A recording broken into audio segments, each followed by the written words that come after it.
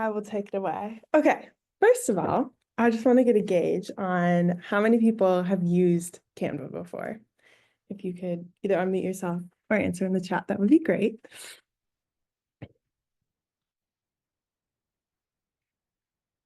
Zoomer, I just joined Keller Williams like 2 days back, so I haven't yet.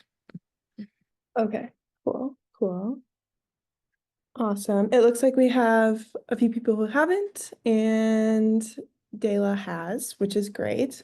So today we're just going to go over the very basics, like Canva 101 is what I'd call it.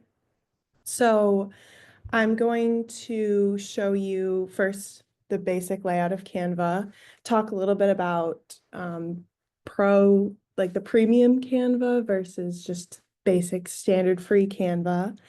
I'm going to create a logo for myself and just kind of show you all the tips, tricks, and tools that you can use when designing. I'm going to edit one of the 12 direct campaign postcards that we send out to our agents. And then if there's time, I'll touch a little bit on the video. And then I think when Bella and I do our social media boot camp in the summer, we'll go a little bit more in depth on some of specific Canva topics like videos. So this is just a little precursor to our social media boot camp. Okay, I'm going I have a to. question. So, do you give Canva like subscribed? So Canva is free. Okay. Yeah, You, basic Canva is free. yes, basic Canva is free. And we as a company don't give out like the premium version of it. Sorry. Okay. But I think it's only $12 a month or like it's less than $15 a month, which is a lot cheaper than the alternative, which is like an Adobe, which I've had, and it's just a lot more complicated. And I think it's 27 or $30 a month for like the Adobe. I think it's called Illustrator. So this is a nice alternative to Adobe Illustrator. Okay. But I also have to say, if you're wanting to do just like very basic stuff on Canva, you don't need to buy the premium version. If you want something that is the premium version, you can always submit a request through the marketing concierge, and Madeline can take care of it that way and getting you what you need. But don't feel like you have to buy the premium version to be able to use Canva effectively. Okay. yes. Thank you.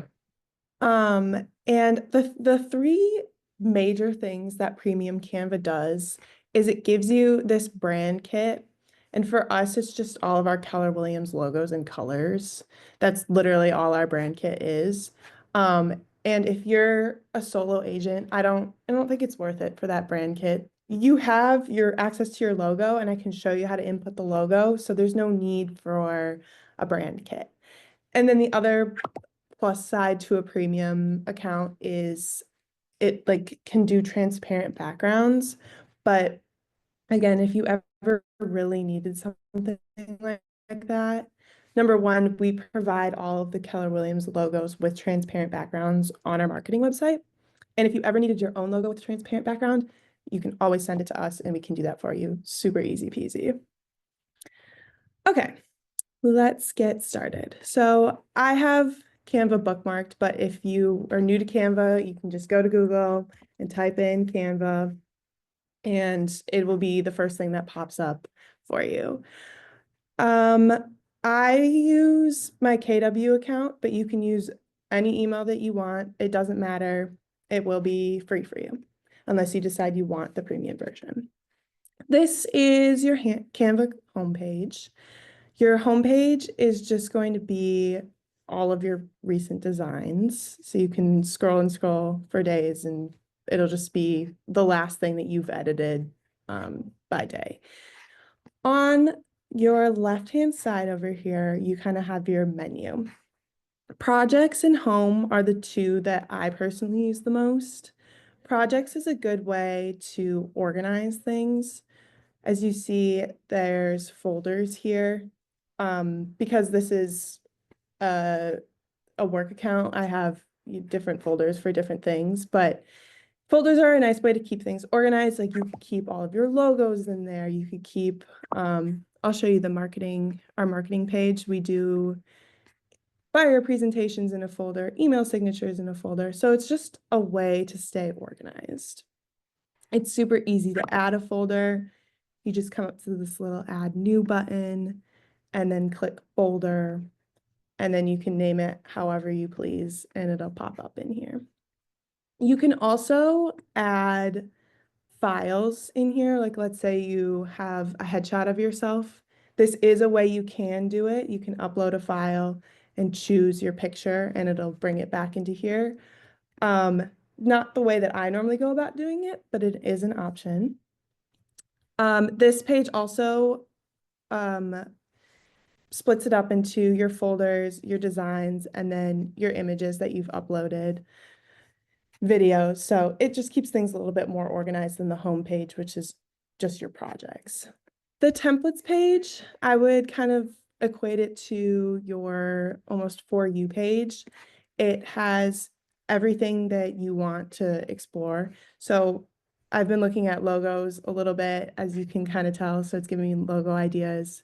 If I scroll a little bit more, you'll start seeing probably open house posts, because I use this account a lot to make open house posts for agents and stuff. So this changes depending on what things you tend to create. As we talked briefly, this is your brand kit. This is a premium feature. It's really nice if you like for us, it's nice because all of our logos are in there, but it's not really necessary. I never use this, to be fully honest with you. These are apps that you can integrate into your Canva. And then Dreamlab is kind of their ChatGPT, but you can create pictures. So I typed in Wisconsin scenery and it created this picture for me. So a fun thing if you really wanted to use that. So I'm going to go back to the home page and I'm going to create a logo. There's a few ways that you can go about doing it. You can always use any of these icons to start with a quick something.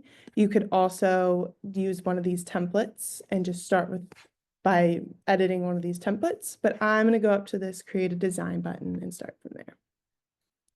And then you can search for literally whatever you want, but I'm going to start with a logo. So now that we are in our editing mode, there's a few things that I want to point out.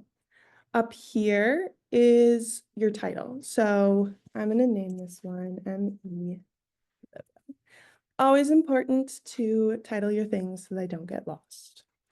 This guy right here is, so you don't have to file save on Canva, which is really nice. Everything saves to the cloud. So as long as this little cloud has a check mark in it, it means everything that you're doing is saved and you don't have to worry about it. You have your redo, undo button, your resize button, which we won't really touch, and then your basic file, save and folder download all over here as well. These tabs are where the magic happens. So your design tab is where you can grab inspiration. As you can see, there's logos that have been already created. The elements tab, you can search for quite literally anything. Like you could do spring and you'll get graphics, photos, videos of spring, audios that represent spring, and then AI will kind of do their own mock-up of what they think spring looks like. Text boxes all live in this file, so it'll automatically give you a heading at a certain size, subheading, and body. They're all sized out to what Canva thinks should be heading. Then if you're struggling to think of fun ways to spruce up your wording and your fonts, they'll have a few in here as well, which are fun to kind of manipulate. We'll skip over brand kit. Here is where, so when you first upload Canva, you obviously have nothing here. This is where you would upload files of, we have pictures, we have logos, we have really anything you can upload in here. And tools if you want to, another way to add text boxes, sticky notes, lines, shapes, drawing, just more personalization here. Projects is kind of cool. You can pull from past things that you've done. So you can, like if let's say I've already built a logo, I could drag it into here and manipulate it again. And we won't really touch on the rest of these today, but there are more things that will go in depth later. So I'm going to do this logo. There's quite literally thousands and thousands and thousands of logos. I could scroll for hours on Canva. So sometimes the best thing to do is to not let yourself go too far and pick something right away. And you can always manipulate it and you can always go back, but you can get lost in scrolling because there's a lot of options. So personally, I like to keep one of the original images. Like I'm going to manipulate this image, but I like to keep the original just in case I do something and I don't like the layout, and I can always refer back to the original image. Up here, you'll have options to, this one will duplicate this exact page, so you get the same thing. This one will delete that page. This button will give you another page, but it will only take the color of the background of this page. So a few different ways that you can manipulate this. And let's say you really liked everything the way that it was laid out, but you just want to change the writing of things, but you're worried you're accidentally going to move something. You can click this little lock button and it won't let you move any of these items, but it will let you rewrite whatever you want. So that's nice if you really, really like the layout, but you're worried you're going to move something around. Now for the fun part, which is the personalization.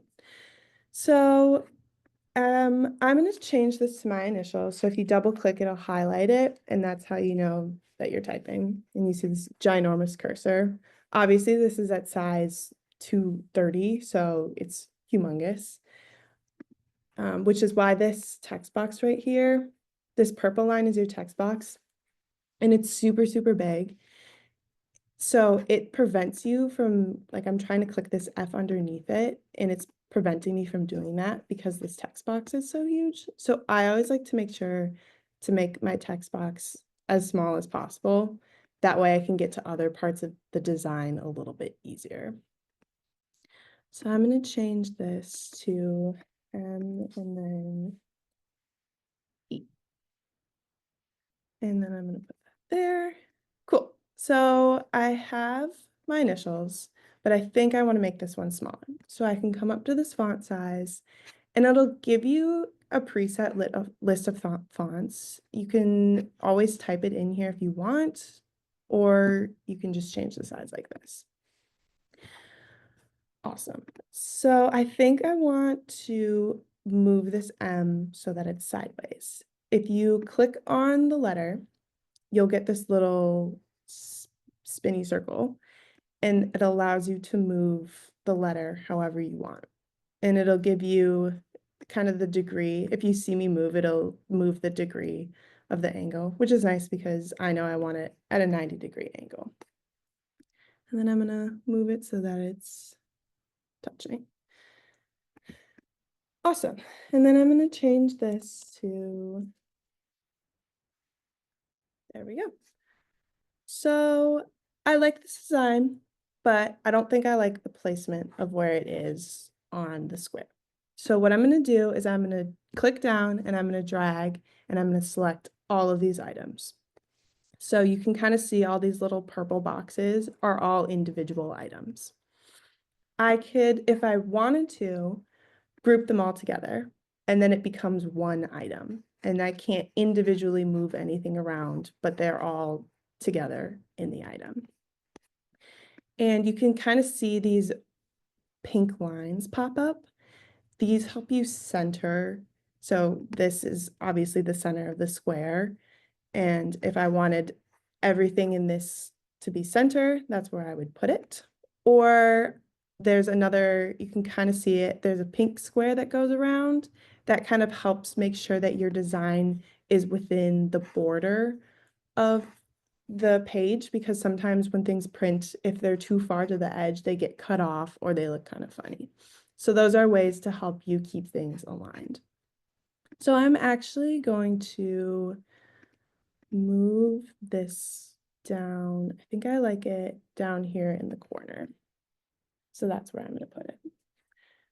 Let's say I didn't like where this M was. I can always ungroup it. So now everything is floating by itself and I can move the M again. So it's really nice that you can seamlessly group and then ungroup if you really didn't like the way that something looked.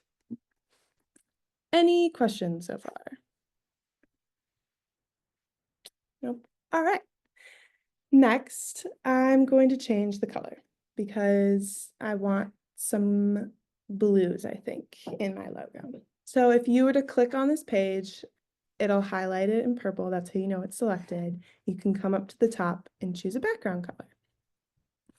On the side here, it will give you all of these colors. If you had a picture in here, it would show up colors from the picture. So that's kind of nice. Down here, there's gradients, so you can kind of do an ombre of things. There's a lot of options, but I personally, oh, and you can add a new color, which is fun if you know like the hex code, you can type it in here, or you can play around with the sliding gradient, which is nice when you want to find a color that isn't necessarily popping up in here. The little eyedropper is also really nice, and I'll circle back to that. But basically, if you were to have a picture, actually just for fun, let's add a picture. We're gonna use Ashley's picture because I like the color of her blue. Oops. So you can see these are the colors that show up in her picture. So if I were to go change the background color, these are the colors that showed up. So I could kind of match the blue to her vest right here. But also I can use this little eyedropper color to match the color of her lipstick or something like that. So all fun ways to choose colors and make things your own. I think I still want a blue, so I'm going to type in light blue. Canva is really good about giving you themes, so colors that go together. I really like this light me up theme. So I'm going to choose this as my background. And now these colors need to be different because this is kind of hard to read. So I want to choose this color for the words in my logo. So I'm going to highlight everything and I'm going to go up to where it says text color. And I'm going to type in light blue again. Come down to this theme, change it. You notice that this shape didn't change. So this is a shape. It's technically one of these elements that we've dragged in here. It doesn't change like the text do because it's a different design. So you'd have to come up to this bar again where it says color and change it there. So that's why it, when you select it, you can manipulate it, but you can't change the color with everything else. Cool. So that's my design. What I'm going to do is I'm going to download it because I want to use it in something else. So I'm going to go up to this little share button up here. And this is where if you wanted to share it, you could copy the link and I could send it to anybody and they could access this Canva and they could also manipulate it. So if you ever use the marketing concierge, sometimes we'll just send you links and it'll bring you right here and you can still manipulate it even though you don't own this design. So I'm going to go to this download button and we have a few options here. So if you click this drop down, it'll give you all of these options. If you're doing something that is going to go on social media, so a Facebook or Instagram or a LinkedIn, I would suggest using a JPEG. If you're doing something that like a logo that's going to end up on another piece of Canva design, I would suggest a PNG. Anything else that you're going to print, use a PDF standard. We sometimes use PDF print if we're sending something to a professional printer because it'll give you crop and bleed marks. But these three options are your go-to, your standard options. So I'm going to use PNG. And I only want this second page to download. So I'm just going to select page 2, and then we can click done. And I will download that. Once it's done, it'll throw it up to your download file. Cool. Now I'm going to kind of manipulate one of the postcards. So this is the Madison Area Farmers Market postcard. If you were to go to our marketing concierge and request a 12 direct campaign, we would give you the backs to all of these. I don't currently have the back, so I just kind of made a little back. But the fronts are all set, but then we would give you a back that you kind of manipulate. So I wanted to show you the things that you could do. Let's start with, let's say I didn't want Columbia County. I could select all these and just click the delete button, and then they're gone. And if that was a mistake, you can always come back to the undo button and it'll come back in the exact same spot, no harm, no foul. But I'm going to delete it for the purpose of this, and I'm going to delete this one as well. Cool. So now it's a little bit off-centered and the font is a little small.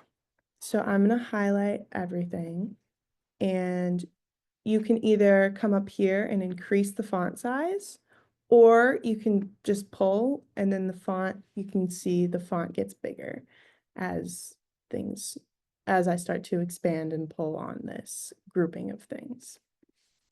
And then I think I want to center it. So you can kind of see all of these lines popping up. It's a way, these pink lines, it's a way to help you center things. So it'll give you numbers. As you can see, I'm perfectly aligned with cherries. I'm exactly 1.98, whatever, I think it's pixels away from the cherries. So it's another way to make sure that you're centered with each other. These are little groups. As I showed you before, there are 3 text boxes kind of grouped together. Sometimes this becomes an issue when you're typing and it goes, like if I were to start going and it goes to another page, then it gets all messed up and you can't see the next page or the next line underneath it. So the best way to do it is to look at the little groupings. And if you've only selected one, that's okay. It'll break the whole group. And then you can move that around. Oh, actually, it won't break the whole group. I lied. Oh, no, it does. Just kidding. Just kidding. Haha. So then you can bring them back together. So that fixed our little issue there. And then if I wanted to regroup it again, I can always click the group button.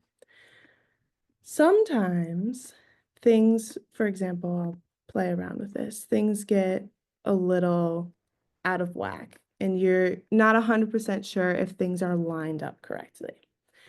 Canva has a really good built-in tool to also help with that. So if you were to select all 3 of these items and go to this little more button, you can align your elements to the left. So that way it makes sure that they're all lined up, because sometimes you're looking and you're like, I don't know if that's perfect, but Canva will make sure. You can also see, I'll zoom in a little bit more, that I'll make it obvious that it's not even. So this one is closer to that one, farther away from this one. You can also have Canva space things evenly for you. So if you select everything and then the 3 buttons, you can space evenly. It's automatically going to center it. So I would suggest spacing evenly first and then aligning elements, because Canva likes to center things when they space evenly. I don't know why. Another thing to note about the space evenly is that Canva doesn't know the difference between this spacing and this spacing. So it only takes the space that you've collected, if that makes sense. So this rectangle, it'll automatically put the first item to the top and the second item to the bottom, and then just fit the middle one evenly.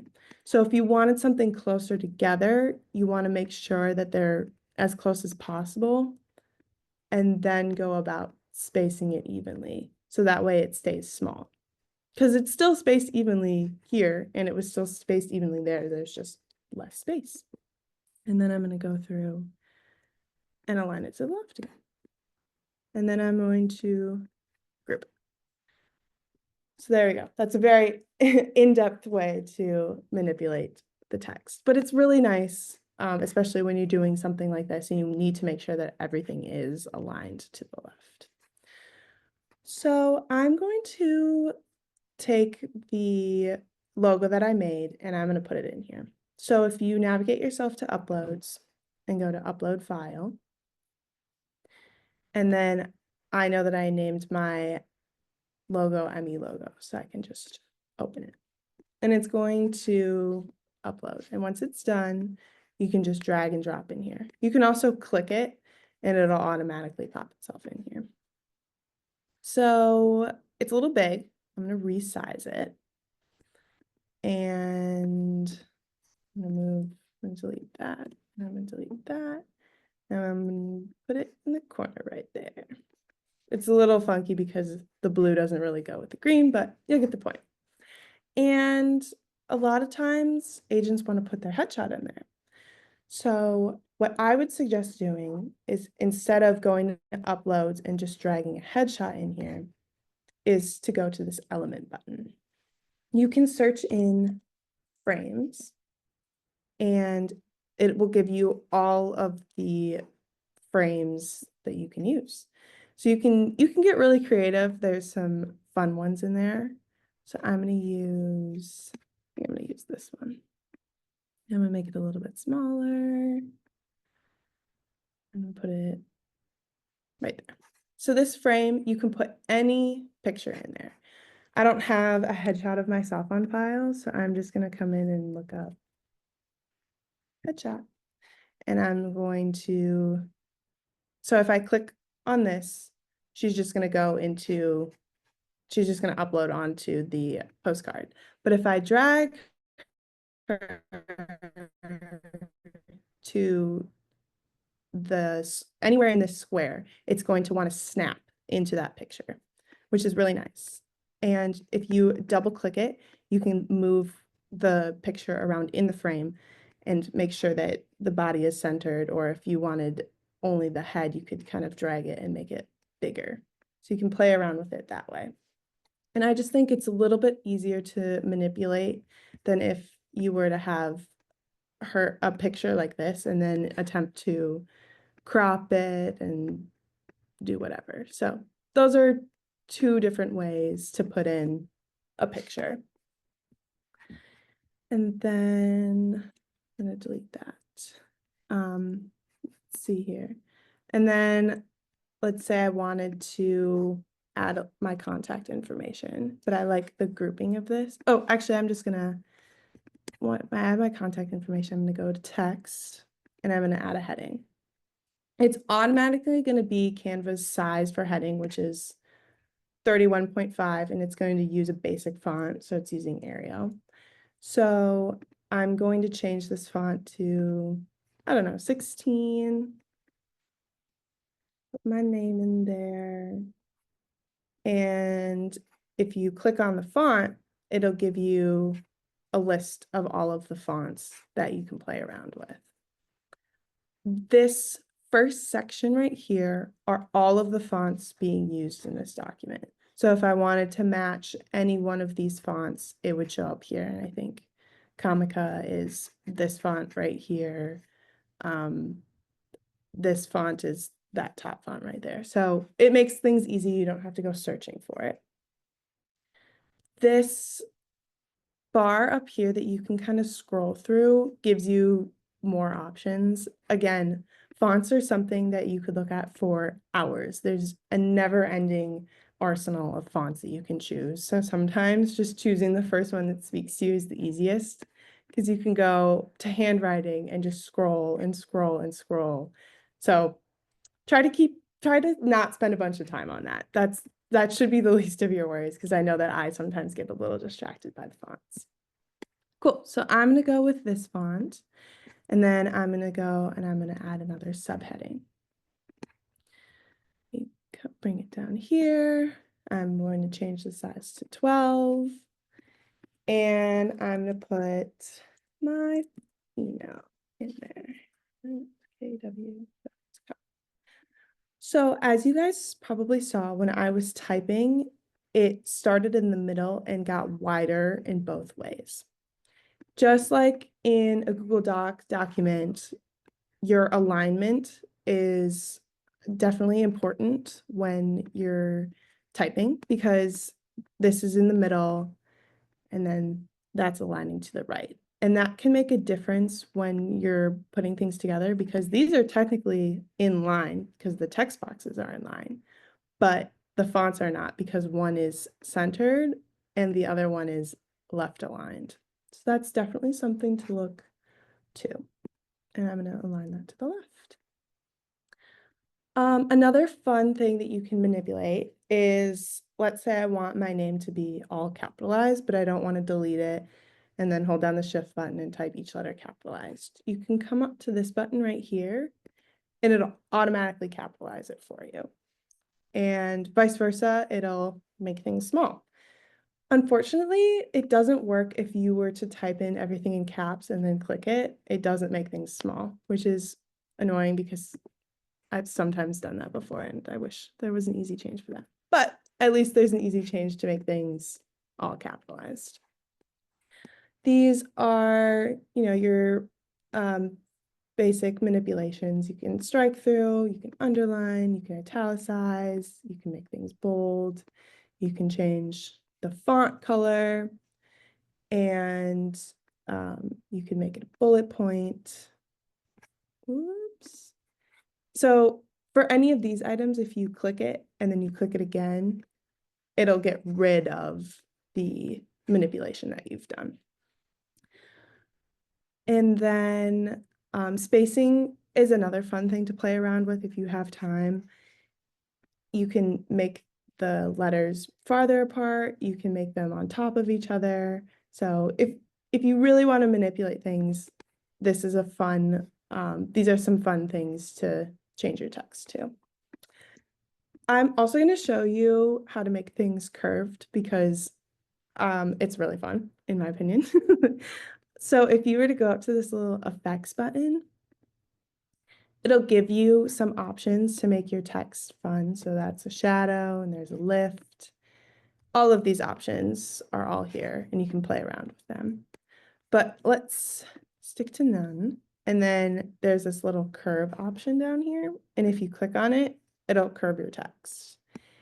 And if you click on this little guy right here, you can kind of play around with how it curves around your text, and you have a little circle that'll show you the center point, which is nice if you were doing something like around a logo. You can make sure that it's in the center. And you can also widen the circle by making it bigger or smaller. So just another fun way to manipulate the text message that you have. And then when you type, to make it not confusing, it'll realign itself, but then it'll go back to its fun little part. I'm trying to think if I'm missing anything else when it comes to, position. Yeah. So this particular note card has a lot going on.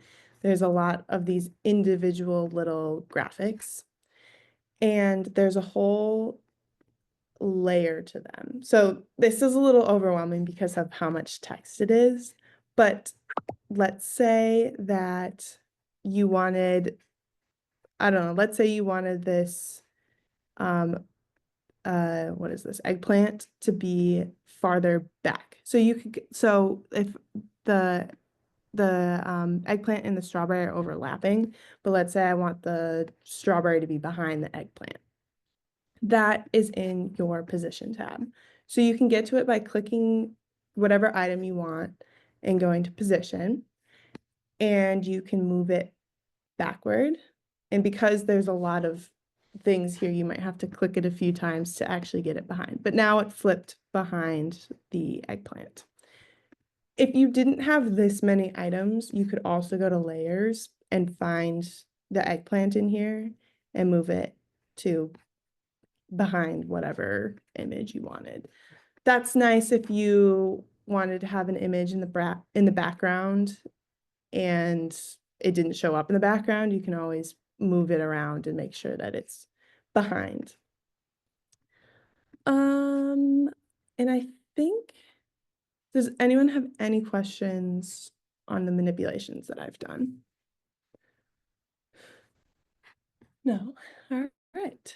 So Will we get a recorded version of this? It'll be more useful if we see this and do it ourselves as well. if you had a version of it? No, the recorded version of this meeting. Oh, yes. Okay. All of our meetings are recorded, so you can watch Okay. it back and kind of play through it while I'm doing it as well. Okay, thank you.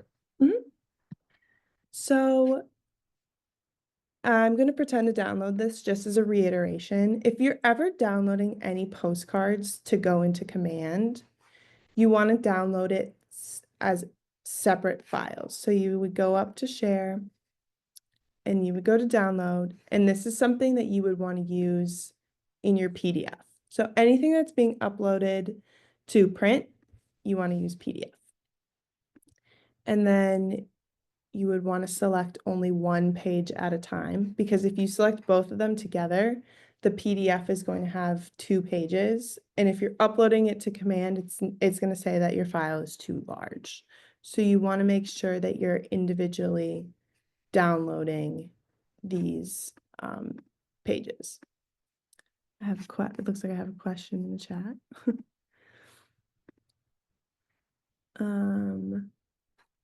Okay, cool. Now with a little bit of time left, I'm gonna go over the very, very basics of video on Canva. So when you first design, let's go back to a template. When you first design a Canva template and you go to videos, there's a few different sizes. If you're going to do an Instagram reel, I would always suggest using their template size, because otherwise it'll look funny when you post it to Instagram. It's easier, in my opinion, to use one of these preset things than making it yourself. But for the sake of just playing around with Canva, we're going to make one ourselves. This is a video that I've created and it's uploaded. So if you wanted to use this, you can always use this video. When you first hop on to the video editor, I'm just going to do a blank page for fun. It's just going to be a blank page, which is a little bit intimidating. So that's why I would always suggest starting with one of these templates. But I'm going to start by putting in a video. If you wanted to make a video with just pictures, you could obviously upload pictures, but we wanted to be a video, so we're going to do that. Okay, this is a video of Milwaukee. All of the videos are going to be horizontal, so you're just going to want to drag to make sure that it fits all of the white part of the screen. And this is where things can get a little tricky. So it's automatically, the videos that you upload are going to upload the whole entire thing. So if you wanted to edit something, you're going to have to go down to show pages thumbnail down in the right-hand corner. And then you're gonna have to click on this little duration button over here. And that's where you can kind of see the length of the video. And then if you wanted to add another part to the video, you would click on this add page, and it's just going to be a 5-second blank video. I'm going to add, for fun, I'm just going to add a picture of a house. Let's do this picture. And again, I'm going to make it big so it covers the whole entire screen. And then you can double click on it to drag and make sure that I want this door in the center. So I'm going to drag and make sure that it's in the center. Cool. So I have a video and a picture, but it's all under one video. So if I go, you can see like if I start here, it's going to start in the middle of the video. So I'm going to start over here and click play. It'll kind of give you a preview of where we are in this video. So let's say I didn't want that to be that long. I can click and I can come to where, let's see if I can, oh, I can't zoom in. I wish I could zoom in a little bit more, but where there's this gray bar right here, you can make it shorter and it'll kind of tell you, like these little hash marks right here are the seconds. So if you wanted it to be exactly 5 seconds, you could bring it to the 5-second mark. I think for the sake, I want it 7.5 seconds. So that's how you can manipulate the time there. If it's a picture, you have an unlimited amount of seconds. It doesn't matter. For a video, you have until the length of the video. So this video is 12 seconds long. I can't go any longer, but I can always make it shorter. For this, let's just make it 7.5 seconds long. Next, we're going to add some text. So come into the text box. I want to do something cool like this, and I'm going to add it to the page.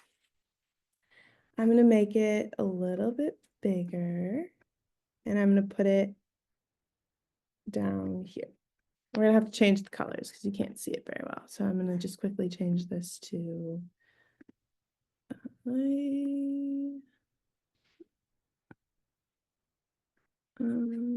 see. It might be under.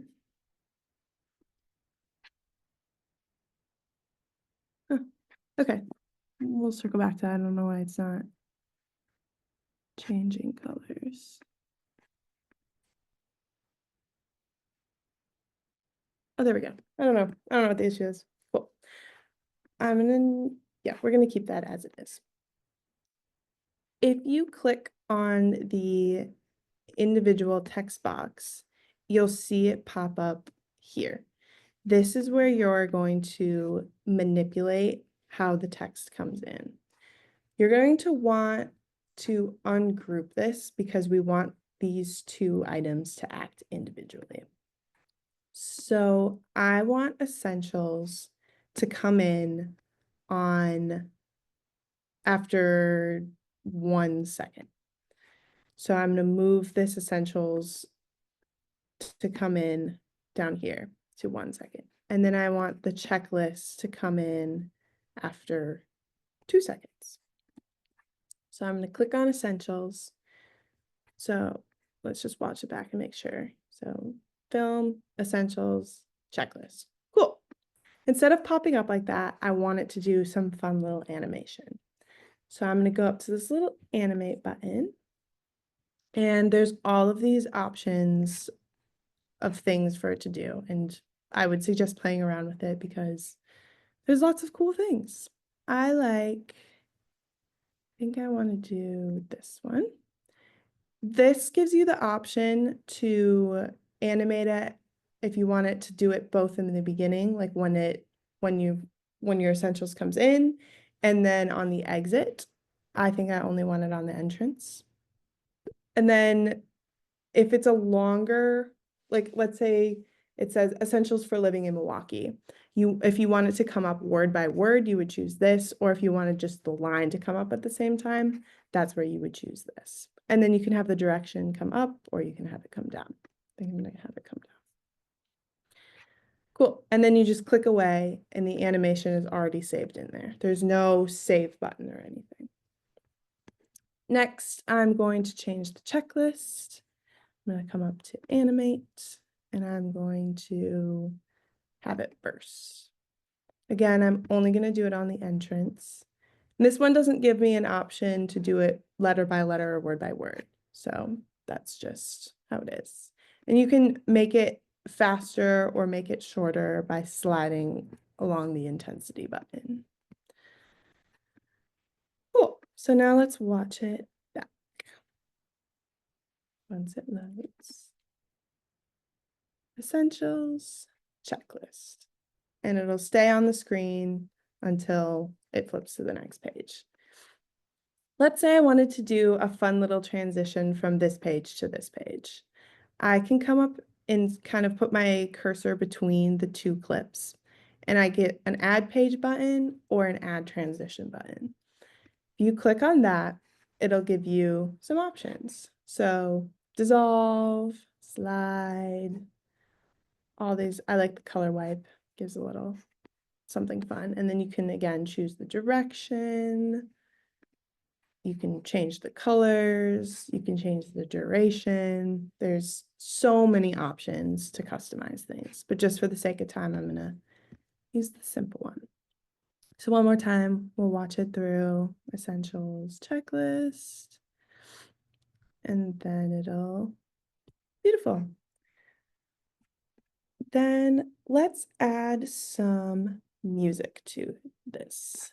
You're gonna go to your elements button, and I'm going to search. We can see through all of our audio. If you wanted to do a voiceover, you could do, you know how they do that? There's that fun AI voice. You could type it in and have the AI voice say whatever you wanted to say. Or you can choose any of these songs. You could also search spring, and this is what Canva thinks spring sounds like. Make sure to take a look at the time frame. If you have a 5-minute video, then maybe the 3-minute song isn't going to work. But if our video is it's less than 15 seconds, so any of these audios are going to work. I'm going to do a Be Nice instrumental version. It's automatically going to crop it to the last part of your video, which is really nice because you don't want the song to keep going but have nothing playing. Let's say you wanted a different part of the audio. You can always scroll and make sure that you have, I don't know, the chorus in the main part of the song. Or you could change the pictures at each beat of the song. But if you double click, it'll give you all of the options. It'll also give you all of these options to fade it in or fade it out. Let's say you wanted background music, but you also wanted to talk over it. This volume is going to be your best option. You could make it quieter, you could make it louder. And then again, yeah, you can adjust it that way as well. I'm going to click out of it. I want to make sure that it's lined up with the beginning of the video right here. So looks good. Looks good. Cool. And now I have a very basic, let's see if it'll, I don't know how loud it's going to be. Very basic video. Oh, and this is a good thing. So sometimes when you play around with moving these around, your text boxes don't like to go with you. So you can see there's a little bit of an overlay. If we didn't have a transition, when we flipped from this card to this part, you would see the essentials checklist. So make sure that you're aligning things so that the text will stay on the page and not bleed onto your other page. I'm trying to think if there's anything else to cover. Bella, do you have anything to add? No, I think you hit it right on the head. And I know this was a lot, and this is just the basics of Canva. There's so much cool things that you can do on Canva. The best way to learn something is to just by go in and playing with it. The way that I learned Canva was by going to the templates and just kind of picking apart what they did to make the template. Like that's its own little thing, and that's there. So that's how I learn, is I go through and I pick apart templates and I duplicate things and I try to replicate it for myself. So that's your best bet when it comes to Canva. And you can always ask one of us for help if you need it. There's a lot of people in the office who are really good with Canva. Yeah, those are my tips and tricks, and we'll definitely do a little bit more of a deeper dive into a video this summer. I'll think of something fun to create that we can create together. But other than that, if we don't have any questions, then we are good to go. Thank you everyone for tuning in.